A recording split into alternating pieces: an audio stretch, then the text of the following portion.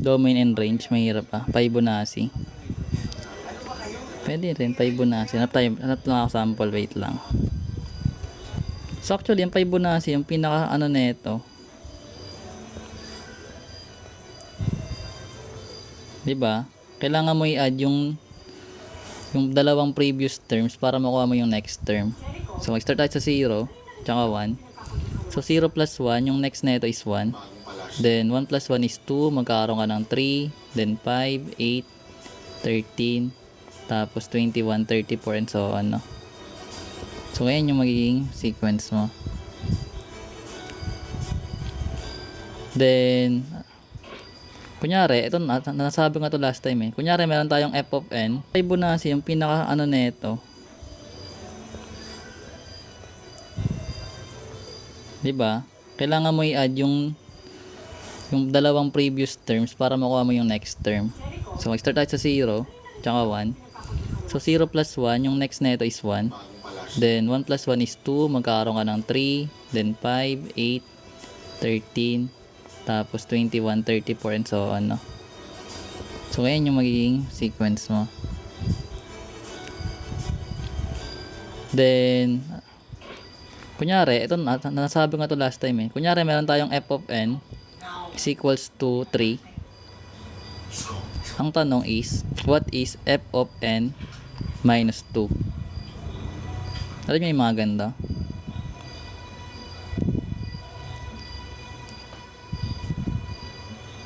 Ano yung sagot natin? Kung f of 3 natin is 3, then f of n minus 2 is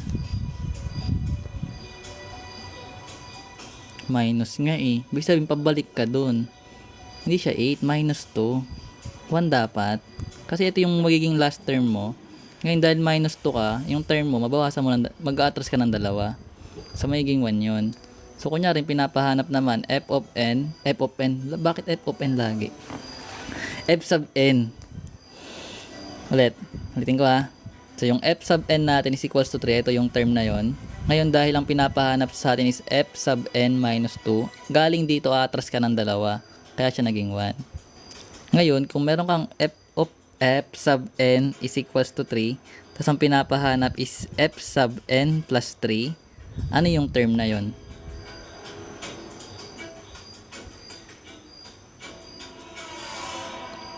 Term nga.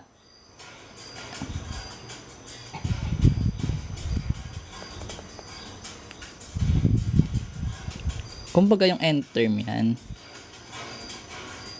So, kung galing ka sa F, kung ang galing tayo sa 3, mag-move ka ng 3, 1, 2, 3. Therefore, yun ay 10. So, dapat alam yan, no?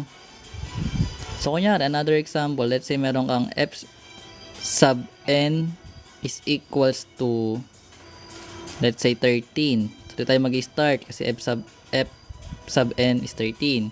Ang pinapahanap is f sub n minus, let's say 5. Anong sagot natin? Baka sabi nyo mina-minus lang yung 13 minus 5, hindi yan ganyan ha. So galing dito, atras tayo ng 5. So magkaroon tayo ng 1, 2, 3, 4, 5, which is 1. Okay? So ganun dapat, alam nyo dapat yun. Baka kasi malito kayo sa ganun eh. Okay? So ano yun? Pero may formula to, alam ko eh. Ito 55 to next term kasi add mo lang to. Kasi ina-add lang naman to. Add mo lang tong dalawa. Anyway, hanap tayo. Alam ko yung formula to, hanapin ko lang. Wait lang. Search ka muna. Ang iba kasing formula, nakakalimutan ko na rin eh.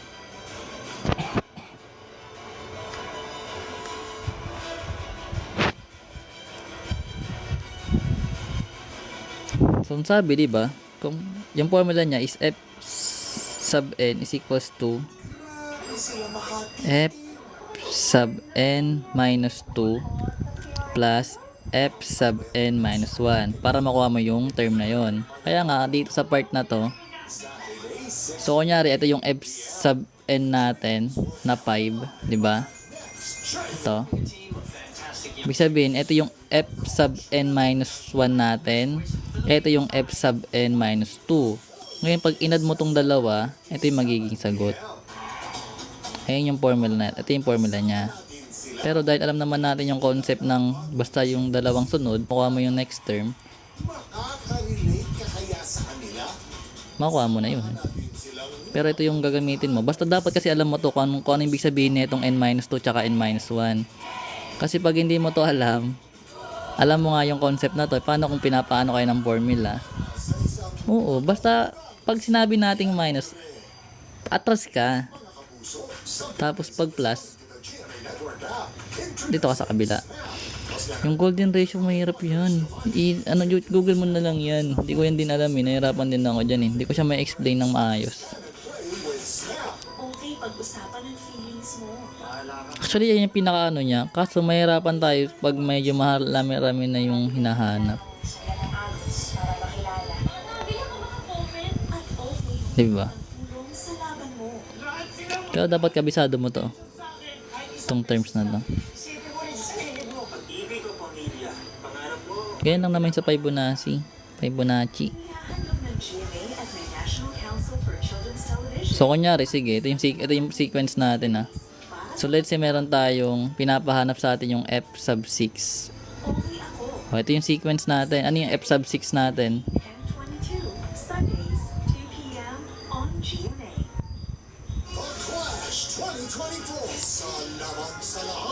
5. Kasi dito tayo mag-start sa 0. So, f sub 1, f sub 2, 3, 4, 5, 6. Meron tayong 5. So, kung gagamitan mo siya ng formula, magkakaroon ka ng f sub 6 is equals to f. Yung 6, magkakaroon ka ng minus 2. Kasi pabalitan mo itong mga n ng 6. Plus, f sub 6 minus 1. Which means, f6 minus 2 is yung pang 4th term plus yung pang 5th term. Which means, yung pang 4th term natin dito is 2. Tapos, yung pang 5th term natin is 3. Ay, 3 pala. Then, magkakaroon ka ng 5. Which is f sub 6. Basta matandaan nyo to ha. Ano ibig sabihin yan? Gets?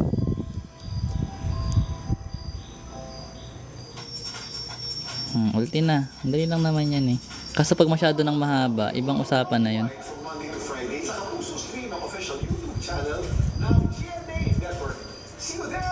Yun lang. Pag malaking number na kasi, hindi ko lang alam yung formula niya eh. Pero alam ko yung formula siya. Bukod dito.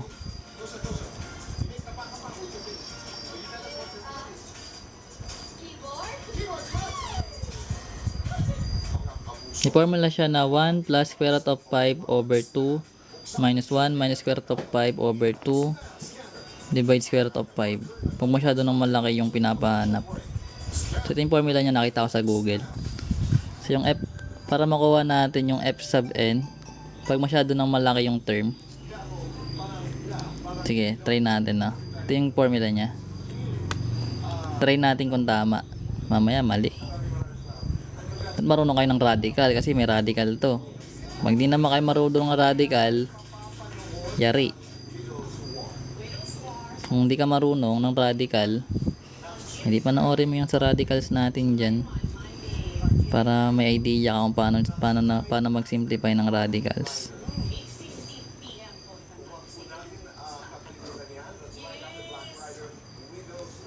Yan, no? So let's say pinapahanap sa atin yung ilan na to? 1, 2, 3, 4, 5. Check natin. So ano yung sunod term? Ano yung sunod na term natin? Dito, anong sunod na term natin dito? Ito ay magiging what? 55, di ba? So ito magiging 55. Pang ilang term to? Pang 11. So tanggalin natin tong f sub 0 natin. Ito lang gamitin natin. Ito tayo sa 1. So pang ilang term tong 55 natin? So 1, 2, 3, 4, 5, 6, 7, 8, 9, 10. Ibig sabihin, etong 55 natin is pang 10th term, no? So, ngayon, try natin gamitan ng formula. Ito yung formula natin, ha? That makuha natin yung 55. So, paano natin gagamitan yan? So, yung n natin, papalitan natin ng 10. Kasi f sub 10 yun eh. Check lang natin kung tama na 55 siya. Ibig sabihin, magkakaroon tayo ng 1 plus square root of 5 over 2. Yung n natin is 10. Minus 1 minus square root of 5 over 2 raised to 10 over square root of 5. So ngayon, calculator nyo na lang. Masyado kasing malaki yung number. So pag kinalculator mo to, ano magiging sagot? Kung calculator nyo, wala kang calculator eh. Pero kung maliit lang yung number, kaya natin ito i-mano-mano. O pag kinalculator to, anong magiging sagot? Bakit may dugo ang sapatos? Nagka-calculator ba kayo? Ikaw ba ang pumatay kanya? Sagutin nyo na.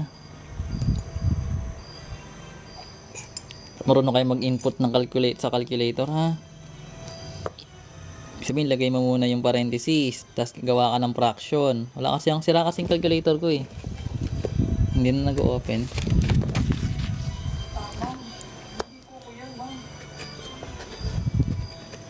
Check nyo na. May trick, baka mag-open ulit. 55 ba yung sagot? Check nyo ba? Hindi. Hindi naman chinecheck.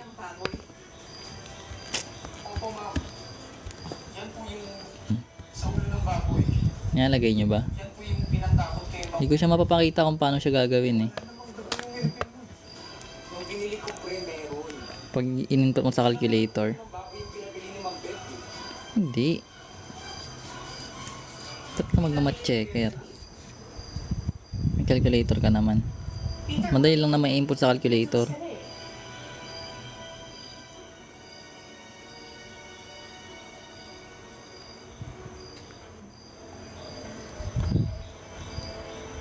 Ibig sabihin, lagay mo muna yung parenthesis sa calculator mo. 55 pa rin. 55 nga kasi galing to sa Google. I-check lang natin kung tama. Ibig sabihin ito yung isang formula niya.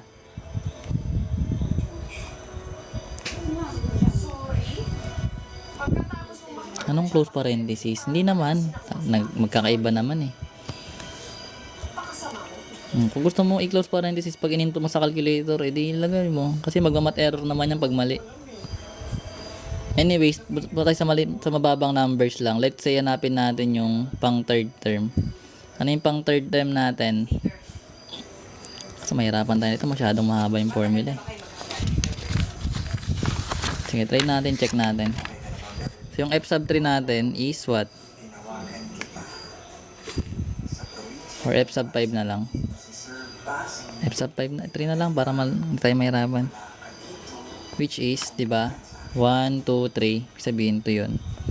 Check lang natin na gamit yung formula. Yung formula natin. Kabisado ko na. So f sub n is equals to 1 plus square root of 5 over 2 raised to n minus, opposite lang yan, 1 minus square root of 5 over 2 raised to n all over square root of 5. So ito yung formula nya.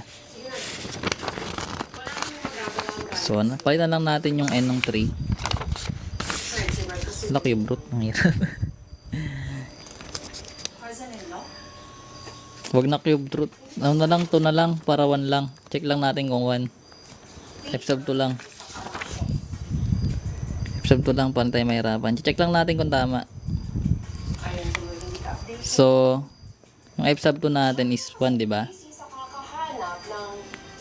Diba? F sub 2 natin 1, 1, 2. So, ito yung pang second term natin which is 1. Anyways, paano tayo mahirapan? Ako lang kasi mahirapan eh. Hindi naman kayo eh. Kaya ipadaliin na lang natin. Papakita ko lang kung magiging tama yung formula.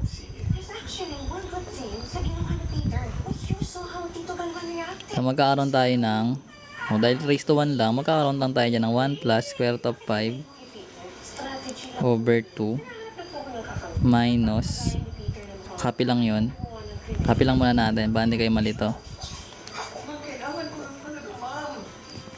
Over square root of 5. Ngayon, i-distribute natin yung sign. Itong minus, distribute natin. Ang programang ito ay rated SPG. Ngayon, magkakaroon tayo ng 1 plus square root of 5 over 2 minus, magiging negative 1 yun, di ba? Minus 1 na siya. Negative times negative is positive, square root of 5 over 2. Okay? Sundan yun. Nagets yun. Distribute lang natin yung sign, ha. Saan galing yung square root of 5? Formula yan. Kasama yan dito sa formula. Ito yung formula natin sa pagkuha ng term. Ngayon, kung may minus ka dito, kailangan mo na i-distribute yan bago ka mag-combine like terms.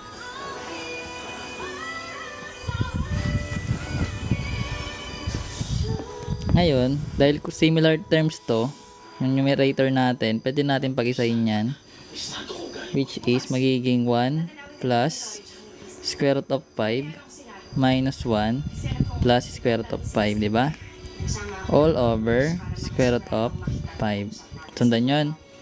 Sundan yun.